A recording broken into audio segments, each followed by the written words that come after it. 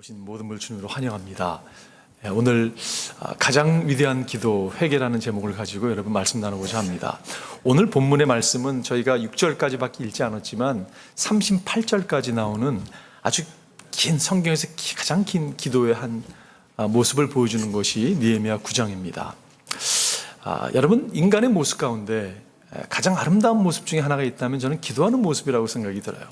우리 3부 예배를 시작하면서 3부에 있는 우리 2세들이 이렇게 주님께 기도하는 모습을 적잖게 보았습니다. 저희가 예배 가운데 이렇게 기도하는 시간을 갖게 되는데 그 기도하는 모습을 보면요, 이렇게 마음에 이렇게 와닿습니다. 아름다운 모습이 아닌가라는 생각을 하게 돼요. 기도하는 모습이 사람이 갖고 있는 하나님의 창조자 하나님 앞에서 그분을 인정하기 때문에 기도하는 거잖아요, 그죠?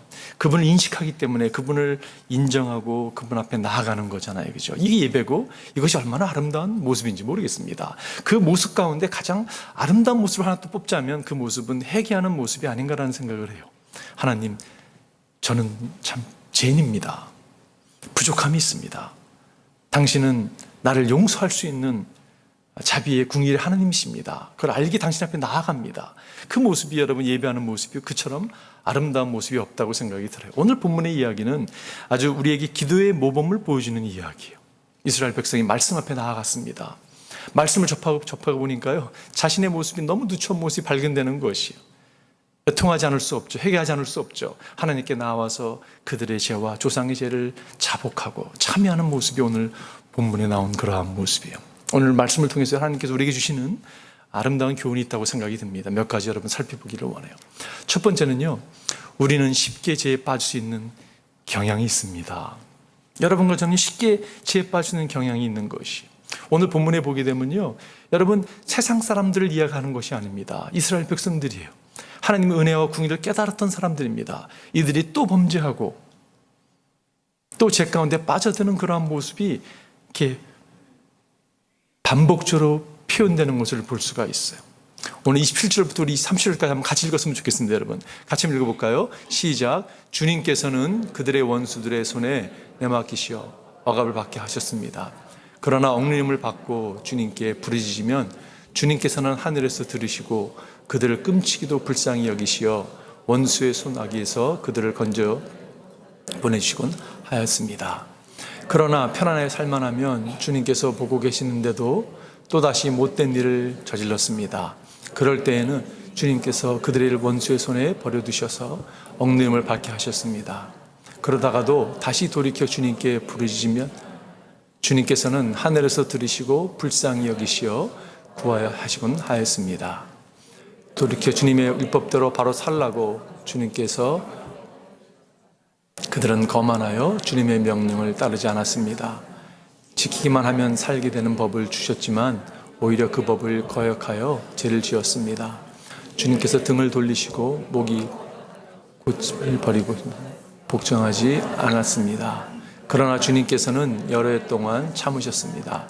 예언자를 보내시어 주님의 영으로 타으르셨지만 사람들은 귀도 기울이지 않았습니다.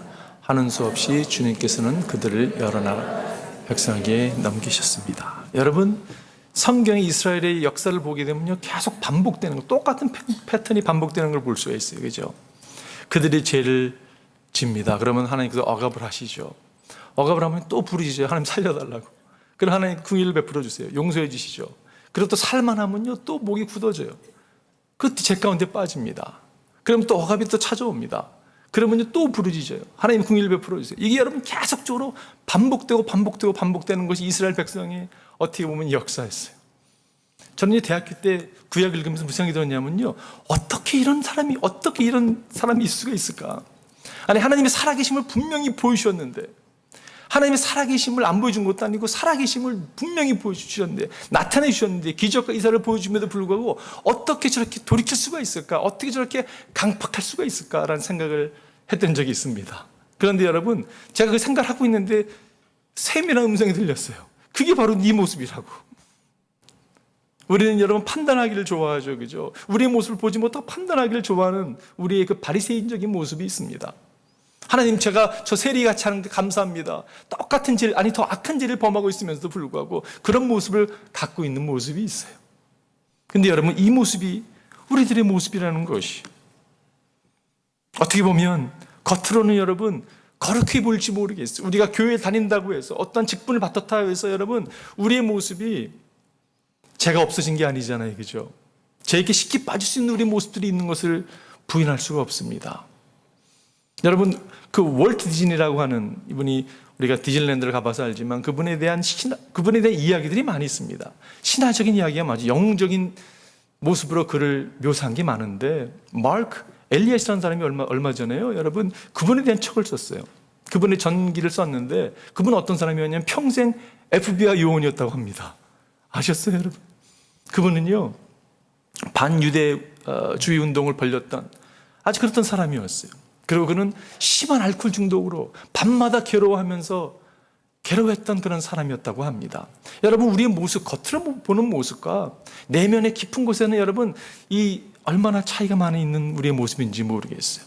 특별히 종교인의 모습으로 우리는 이 가운데 빠질 수 있다는 것입니다. 오늘 본문에 소개되는 어떻게 보면 이 사람들은요 하나님의 은혜를 깨닫지 못했던 사람들이 아니에요. 하나님의 은혜를 알고 궁의를 경험했던 사람임에도 불구하고 그들의 모습은 여러분 또 돌이킬 수밖에 없는, 또 죄 가운데 빠질 수밖에 없는 그러한 모습이 있던 사람이라는 것이.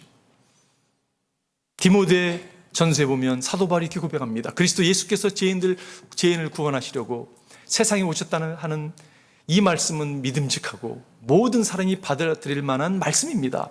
나는 죄인의 우두머리입니다. 사도 바울이 고백을 했을 때 여러분 저는 과거의 죄인이었습니다 고백하는 게 아니었어요. 디모데의 전서를 쓸 때는 여러분 시간이 오랜 지난 후였습니다. 그 사도로서 어떻게 보면 이적과 기적을 행하며 하나님의 사람으로 살았던 사람이에요. 그가 그렇게 고백, 나는 죄인의 우두머리입니다. 지금 내가 그 모습이라고 고백하고 있는 것이. 여러분 우리가 말씀 앞에 나가면 나갈수록, 이전에 몰랐으면 괜찮은데 말씀 앞에 나가면 나갈수록 우리의 누추한 모습이 발견되는 것을 보게 돼요. 주님과 동행하면 동행할수록 끊임없이 내가 처절하게 타락한 자구나, 내가 정말 죄인이구나, 그걸 더 아주 진하게 발견하는 것이 우리들의 모습이에요. 그렇기 때문에 여러분 그 누구도 섰다고 얘기할 수가 없다는 것이에요. 그 누구도 판단하는 자리에 나갈 수가 없습니다. 우리는 끊임없이 죄인인 것이에요. 우리는 끊임없이 죄과 싸우고 있는 것입니다. 죄를 빠질 수 있는 성향이 있는 것을 여러분 우리가 인정해야 되는 것이에요. 이게 저는 중요하다고 생각이 들어요. 파스칼이 이런 얘기를 했습니다. 나는 의인, 위인, 성자라는 단어를 믿지 않는다. 이 세상에는 오직 한 종류의 사람만 있을 뿐이다. 그것은 죄인이다. 모든 사람이 죄를 범하였으면 하나님의 영광에 이르지 못하더니 의인은 없나니 하나도 없다. 여러분 우리가 죄 가운데 늘 살아가는 모습이 있다는 것이요, 부인할 수 없는 이 사실. 그렇기 때문에 여러분과 제가 추구해야 될 것이 있다면 그리스도의 십자가입니다. 여러분 저는 예배 나오는 제 자신을 포함해서 성도님도 얼마나 귀한지 모르겠어요.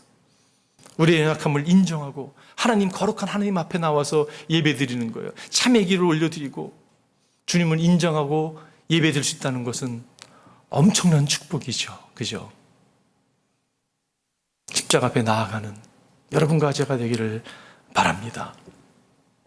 두 번째 포인트는요, 하나님은 궁일이 풍성하신 분이세요. 제가 정말 끊임없이 우리를 갖다 괴롭히고 죄 가운데 살아가고 있는 우리의 모습인데 하나님의 궁일은 풍성하다는 것이. 여러분 오늘 본문을 묵상하다 보면 우리가 길어서 우리가 잘 다 읽지는 않았지만 주제가 하나님의 궁일입니다. 하나님의 궁일하심을 계속 선포하고 있어요. 여러분 하나님을 높이는 것을 보게 돼요. 하나님은 창조주 하나님이십니다. 하나님은 모든 창조물에 생명을 부어주신 분이십니다. 하나님은 아브라함을 택해서 아브라함이라고 하는 이름을 바꿔주신 분이십니다. 하나님은 아브라함과 언약을 맺은 분이십니다. 주제가 하나님이세요. 주관자가 하나님이세요. 시작하신 분도 하나님이시고 이루시는 분도 하나님이십니다. 하나님은 약속의 땅을 약속하신 분이십니다. 선포하고 있어요. 하나님께서는 애굽에서 이스라엘 백성들을 건져내신 구원자 하나님이신 걸 선포하고 있어요. 그들이 광야 생활을 할 때 그들에게 모든 필요를 공급하신 분이 하나님이십니다. 하나님이십니다. 하나님이 주권자 되시는 것이, 주관자 되시는 것을 볼 수가 있습니다. 그분은 어떤 분이십니까? 그 하나님은 어떤 분이십니까? 오늘 읽진 않았지만 17절에 이렇게 말씀하고 있어요. 여러분 같이 읽어볼까요? 시작. 주님께 복종하기를 거부하고 주님께서 보여주신 그 놀라운 일들을 곧 잊었, 뻣뻣한 목에 고집만 세워서 종살이 하던 이집트에 되돌아가며 반역자들은 우두머리를 세우기까지 하였습니다.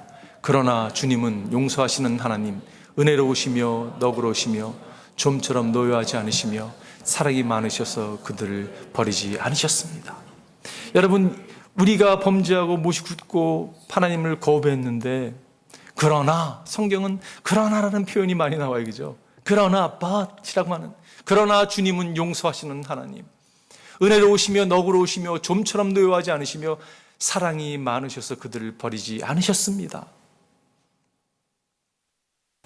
그게 하나님이세요. 우리에게 긍휼을 베푸시는 하나님. 근데 여러분 18절을 보십시오.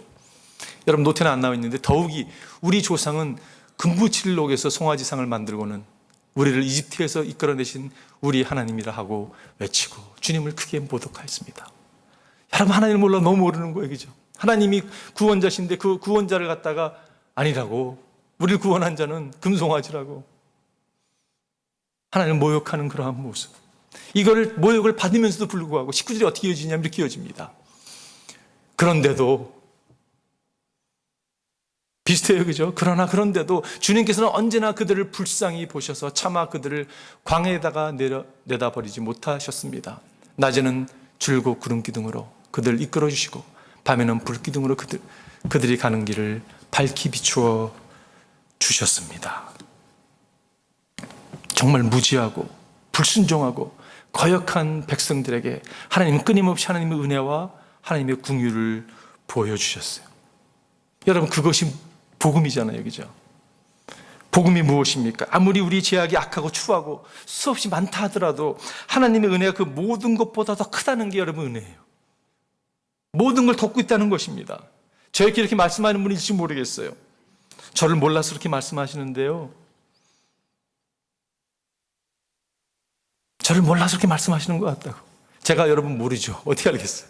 근데 하나님만 아십니다. 하나님은 알면서 그럼에도 불구하고 이렇게 하나님 말씀하세요. 그러나 주님은 용서하시는 하나님, 은혜로우시며 너그러우시며 좀처럼 노여하지 않으시며 사랑이 많으셔서 그들을 버리지 않으셨습니다. 그렇게 말씀하고 있어요.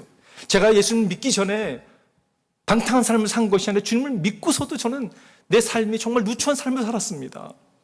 아니, 어쩌면 오늘도 그런 삶을 살아가고 있습니다. 여러분, 이 모습이 여러분의 모습이라면 저는 모르지만 하나님은 아세요, 그죠? 주님 뭐라고 말씀하실까요? 주님 이렇게 말씀하실까요? 그러나 주님은 용서하시는 하나님, 은혜로우시며 너그러우시며 좀처럼 노여하지 않으시며 사랑이 많으셔서 그들을 버리지 않으신다고 주님이 이렇게 말씀하신다는 사실이에요.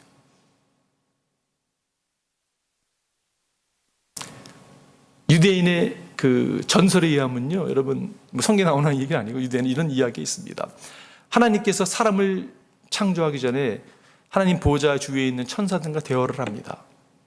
사람을 만들어야 될까 만들지 말아야 될까 의논을 하는데, 정의의 천사가 이렇게 얘기합니다. 사람을 절대 만들면 안 된다고. 왜냐하면 그 이유는 사람을 만들면 그가 동료 사람들에게 모든 종류의 사악을 자행할 것이고, 또 사람은 강팍해지고 잔인해지고 부정직해서 세상에 불의로 가득할 것이라고. 절대 만들면 안 된다고. 정의의 천사가 또한 이렇게 거듭니다. 하나님의 면전에 그 악한 모든 추한 모습은 다 보여줄 것이라고. 절대 만들면 안 된다고. 진리의 천사가 얘기합니다. 사람은 거짓되기 때문에 그 친구도 거짓되게 할 것이고 결국은 하나님까지 거짓되게 할 것이라고. 하나님을 속여먹을 거라고. 그런데 여러분, 자비의 천사가 이렇게 말합니다. 하나님 만드셔야 됩니다. 그 이유는 그가 죄를 짓고 정의와 진리와 거룩의 길에서 멀어질 때 제가 부드러운 손길로 그를 감싸고 사랑스러운 음성으로 그에게 말하여 당신께 돌이키게 하겠습니다. 그럴 때 만드셔야 된다고. 저는 이 유대인의 이 전설이요, 참 마음에 와닿아요. 왜냐하면요, 여러분과 제가 이 가운데 하나님을 예배하러 앉아있는 것, 여러분, 우리가 잘나서 우리가 잘나가지고 걸어온 것이 아니에요, 그죠? 우리의 누추함에도 불구하고 타락된 죄성에도 불구하고 하나님 인도해 주셨어요. 정말 성령께서 이끌어주지 않으면요, 그 누구도 예수 그리스도 구주로 고백할 수가 없습니다. 성령의 역사가 없으면 여러분 예배할 수가 없어요. 그럴 때 여러분과 저는 엄청난 은택을 입은 자입니다. 긍휼을 받은 사람이에요. 여러분, 그게 감격스러운 것이에요. 그게 감격스러우니까 헌신도 하고 선교도 하고 나가는 거죠. 다른 데 있지 않습니다, 여러분. 우리는 하나님의 긍휼을 받은 사람들이에요. 우리가 여기서 알아야 될 중요한 사실이 있습니다. 두 가지 사실의 하나는 뭐냐면, 여러분, 구원은 하나님의 영광이 드러나는 것이에요. 신앙이 자꾸 우리가 자기 중심적으로 가려고 하는 우리 성향이 있어요. 여러분, 그건 죄성입니다. 자꾸 포인트를 우리한테 하려고 그래요. 아닙니다, 여러분. 포인트는 하나님께 드려줘야 되는 거예요. 구원이요? 하나님이 행하신 것이에요. 구원은 하나님의 영광이 드러나는 것입니다. 로마에서 사도 바울이 고백하고 있죠. 토기장이에게 흙 한 덩어리를 둘로 나누어서 하나는 귀한 데 쓸 것을 만들고 하나는 천한 데 쓸 것을 만들 권리가 없겠습니까? 하나님께서 하신 일도 마찬가지입니다. 하나님께서 진노하심을 보이시고 권능을 알리시기를 원하시면서도 멸망받게 되어 있는 진노의 대상들에 대하여 꾸준히 참으셔서 너그럽게 대해 주시고 영광을 받도록 예비하신 자비의 대상에게 대하여 자기 풍성한 영광을 알리시고자 하셨다도 어떻게 말입니까? 여러분, 무슨 말이냐면요, 구원 허락한 것이 뭐냐면 우리에게 좋은 소식을 어떻게 보면 우리를 기분 좋게 하려는 것이 아니라 하나님의 영광을 받으시는 영광을 위해서 우리를 구원하시다는 말씀 아니에요, 그죠? 이거 얼마나 귀한지 모르겠어요.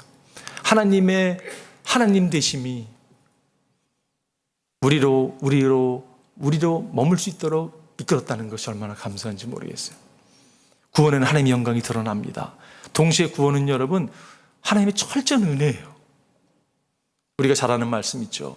여러분은 믿음을 통하여 은혜로 구원을 얻었습니다. 이것은 여러분에서 난 것이 아니요 하나님의 선물입니다. 행위에서 난 것이 아닙니다. 그러므로 아무로 자랑할 수가 없습니다. 여러분, 우리의 선행이, 우리의 잘남이 구원받게 한 게 아니라는 것이에요. 철저하게 이게 하나님 영광이 연결되어 있는 거예요, 그죠? 이거는 하나님의 행하신 일이라는 것이, 하나님의 궁휼하심, 하나님의 궁휼하심이 풍성하기에 여러분과 제가 은혜 가운데 거한다는 것을 우리가 여러분 하나님께 감사했으면 좋겠습니다. 마지막 세 번째는요, 그렇기 때문에 우리의 삶에 끊임없이 회개가 있어야 하는 것이, 우리의 삶에 끊임없이 그리스도의 십자가를 붙들고 여러분 나아가는 여러분과 제가 되기를 바랍니다. 성경에는 역설적인 표현들이 참 많아요. 항상 기뻐하라고 말씀하고 있으면서 성경은 또한 죄에 대해서 슬퍼하라고 말씀하고 있어요, 그죠? 오늘 2절에 보니까 이스라엘 백성들이 이렇게 얘기하고 있습니다. 이스라엘 자손은 모두 이방 사람과 관계를 끊었다. 저는 이 말씀을 딱 그냥 읽으면서 그냥 마음이 그냥 맞아, 결단이 필요했어. 여러분, 우리를 계속적으로 제 가운데 끌어내리는 게 있다면 여러분 결단하셔야 되는 거예요. 우리 힘으로 추라해서 되는 게 아니라 하나님을 신뢰함으로 나아가야 되는 거죠.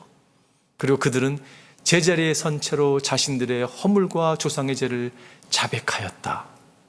자신의 죄와 조상의 죄를 여러분 하나님께 간구하는 기도를 드리고 있습니다. 우리의 모습 가운데 그런 모습이 있어요. 배우자를 원망해요. 이렇게 내가 힘들게 사는 거 배우자 때문이야. 여러분 혹시 그런 분 계세요? 배우자 때문에 그게 그렇지 않습니다, 여러분. 부모 탓하는 분도 있어요. 가장 어리석은 사람 같아요. 교회를 탓하기도 하고요, 목회자를 탓하기도 하고요, 정치인을 탓하기도 하고요. 여러분 그렇지 않습니다. 이찬수 목사님이라는 분이 계시잖아요, 분당 우리 교회. 그분의 그 설교에 산 이런 분이 나오더라. 그분이 은혜 받은 한 목사님이 소개하면서 그분이 어느 지방에서 목회를 하는데 교회를 개척을 해가지고 막 목회를 하는데 교회가 막 이제 성장하려고 하는 그런 조짐이 보이는데요, 한 분이 오셨는데 너무 좀 쉽지 않은 분이 오셨대요. 저분이 있으면 교회가 꼭 망할 것 같더래요. 그래서 기도를 하면서 하나님 저 사람을 좀 없애달라고.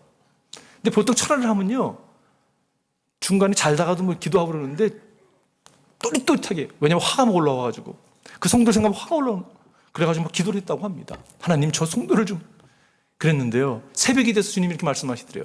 내 문제다. 그 사람 문제는 네 문제라고. 그리고 그분이 그런 결단을 했다고 합니다. 이제부터는 나는 내 삶이라는 모든 일들, 도전들은 타인의 문제가 아니라 내 문제로 여기겠다라고 결단을 내렸대요. 그분의 목회가 어떻게 됐을까요, 여러분? 하나님 인도하심이 있지 않겠습니까, 여러분? 여러분, 우리 삶도 마찬가지라고 생각이 돼요. 자꾸 우리가 다른 사람의 탓하는 모습이 있어요. 아닙니다. 여러분 남편 탓 아니에요. 여러분 탓입니다. 죄송합니다. 여러분 아내들, 여러분 아내 탓 아니에요. 당신 남편 당신 탓이에요. 우리가 여러분 내 탓이라고 인정하는 게 얼마나 중요한지 모르겠어요. 내 잘못입니다. 내 탓입니다. 고백하고 나가는 여러분과 제가 되기를 바라요. 오늘 33절 이렇게 말씀하고 있죠. 우리에게 이 모든 일이 닥쳐왔지만 이것은 주님의 잘못이 아닙니다. 잘못은 우리가 저질렀습니다. 주님께서는 이를 올바르게 처리하셨습니다. 원망하고 비판하다 보면요, 하나님까지 원망하는 사람들이 있거든요. 아니에요. 하나님 잘못 아니에요. 내 잘못이에요. 내 탓입니다.